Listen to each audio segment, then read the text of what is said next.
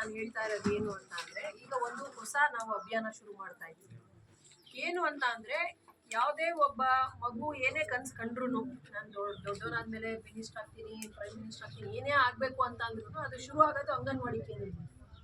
ನಾವು ನೋಡ್ತಾ ಇರ್ತೀವಿ, ಈ ಪೋಲಿಂಗ್ ಸ್ಟೇಷನ್ಗೆ ಅದಕ್ಕೆ ಹೋದಾಗ ಅಥವಾ ಲಸಿಕೆ ಹಾಕಿದಾಗ ನೋಡ್ತಾ ಇರ್ತೀವಿ, ಅಂಗನವಾಡಿ ಕೇಂದ್ರ ಇಲ್ಲ ಯಾವ್ದಾದ್ರು ಒಂದು ಇದರಲ್ಲಿ ಬಾಡಿಗೆ ಮನೆಗಳಲ್ಲಿ ಇರುತ್ತೆ, ಇಲ್ಲ ಅಂತಂದ್ರೆ ಯಾವ್ದಾದ್ರು ಒಂದು ಕನ್ವೆನ್ಷನ್ ಹಾಲಲ್ಲಿ ಇರುತ್ತೆ.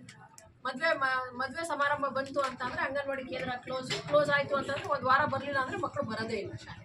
ಸೊ ಹಾಗಾಗಿ ಈಗ ನಮ್ಮ ಫಸ್ಟ್ ಒಂದು ಉದ್ದೇಶ ಏನು ಅಂತಂದ್ರೆ, ಎಷ್ಟು ಅಂಗನವಾಡಿಗಳು ಇದ್ದಾವೋ, ಈಗ 406 ಅಂಗನವಾಡಿ ಕೇಂದ್ರಗಳಿಗೂ ಎಲ್ಲದನ್ನು ಸ್ವಂತ ಗೌರ್ಮೆಂಟ್ ಜಾಗದಲ್ಲೇ ಇದೆಯಾ ಚೆಕ್ ಮಾಡಿ. ಯಾವುದೇ ಗೌರ್ಮೆಂಟ್ ಜಾಗದಲ್ಲಿ ಇಲ್ವೋ ಅದಕ್ಕೆಲ್ಲದಕ್ಕೂ ಪ್ರಪೋಸಲ್ ಕಳಿಸಿ. ಆ ಪ್ರಪೋಸಲ್ಗೆ ನೀವು ನಮಗೆ ಕೊಡಬೇಕು. ಯಾವ್ದು ಗೌರ್ಮೆಂಟ್ ಜಾಗದಲ್ಲಿ ಇಲ್ಲ. ಈಗ ಅಗ್ರಿಕಲ್ಚರ್ ಹಾರ್ಟಿಕಲ್ಚರ್ಗೆ ಯಾಕೆ ನಾನು ಇನ್ವಾಲ್ವ್ ಮಾಡ್ತಾ ಇದ್ದೀನಿ ಅಂತ ಅಂದರೆ, ಈಗ ಅಂಗನವಾಡಿ ಕೇಂದ್ರಕ್ಕೆ ಬರೇ ಚಿಕ್ಕ ಮಕ್ಕಳು ಮಾತ್ರ ಬರಲ್ಲ, ಬಾಣಂತಿಯರು ಬರ್ತಾರೆ, ಗರ್ಭಿಣಿಯರು ಬರ್ತಾರೆ. ಅವ್ರಿಗೆ ಪೌಷ್ಟಿಕ ಆಹಾರ ನಾವು ಕೊಡ್ತಾ ಇದ್ದೀವ ಅನ್ನೋದು ಪ್ರಶ್ನೆ. ಸರ್ಕಾರದಿಂದ ಪೌಡ್ರ್ ಏನು ಕೊಡ್ತಾರೆ ಅದರಿಂದ ಪ್ರೋಟೀನ್ ಆಗುತ್ತೆ, ಆದರೆ ಎಸೆನ್ಷಿಯಲ್ ನ್ಯೂಟ್ರಿಯೆಂಟ್ಸ್ ಹಣ್ಣು ತರಕಾರಿ ಎಲ್ಲ ಅವ್ರಿಗೆ ಸಿಗ್ತಾ ಇದೆಯಾ ಅನ್ನೋದು ಒಂದು ಯಕ್ಷ ಪ್ರಶ್ನೆ ಆಗಿದೆ. ಹಾಗಾಗಿ ಆ ಅಂಗನವಾಡಿ ಕೇಂದ್ರದಲ್ಲಿ ನೀವು ಮಿನಿಮಮ್ 3 ಗುಂಟೆ ಜಾಗ ಕಳಿಸ್ಬೇಕು. 1 ಗುಂಟೆಯಲ್ಲಿ ಅವ್ರಿಗೆ ಆಟದ ಮೈದಾನ ಥರ, 1 ಗುಂಟೆಯಲ್ಲಿ ಆ ಕಟ್ಟಡ ಮತ್ತು ವಾಶ್ರೂಮು ಕಿಚನ್, ಇನ್ನು 1 ಗುಂಟೆಯಲ್ಲಿ ಕಿಚನ್ ಗಾರ್ಡನಿಂಗ್ ಕೈದೋಟ.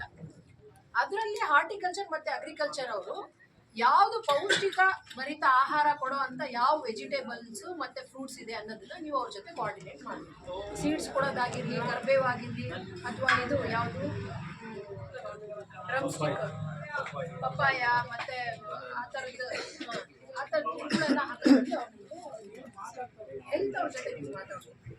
4 ಎಕರೆ 28 ಗುಂಟೆಗಿಂತ ಜಾಸ್ತಿ ಜಮೀನು ಇಲ್ವಾ, ಅವರು ಯಾರು ಸರ್ಕಾರಿ ನೌಕರಿಯಲ್ಲಿ ಇಲ್ವಾ, ಆಮೇಲೆ ನೀವು ಕರೆಕ್ಟ್ ನೀವೆಲ್ಲಿ ಸರ್ವೆ ನಂಬರ್ ಹಾಕಿದ್ದೀರಾ ಮತ್ತೆ ಸ್ಕೆಚ್ ಹಾಕಿದಿರೋ ಅಲ್ಲೇ ಇದೆಯಾ, ಅಥವಾ ಬೇರೆಯವ್ರ ಮರು ಮಂಜೂರಾತಿ ಆಗಿದೆ, ಇದನ್ನೆಲ್ಲ ಚೆಕ್ ಮಾಡಿಬಿಟ್ಟು ಜೆನ್ಯೂನಿಟಿ ಬಗ್ಗೆ ಅವ್ರು ನಮಗೆ ತಿಳಿಸ್ತಾರೆ.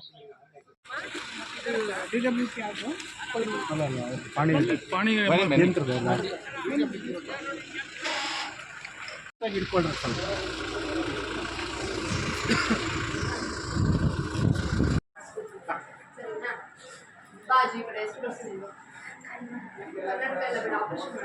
ಆಪರೇಷನ್ ಮಾಡಿಸ್ಬೇಕು.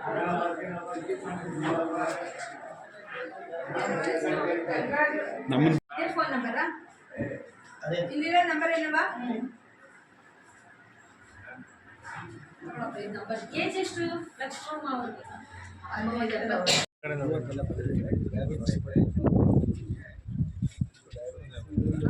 80 ಮೆಂಬರ್ಸ್ ಸ್ಕ್ರೀನಿಂಗ್ ಮಾಡಿ. ಸ್ಕ್ರೀನಿಂಗ್ ವೋಲ್ಟೇಜ್ ಆಲ್ರೆಡಿ DM 4-5 ಇದೆ, ಮೇಲ್ 4-5 ಓದಿರೋದು 2-3 ಸಸ್ಪೆಕ್ಟೆಡ್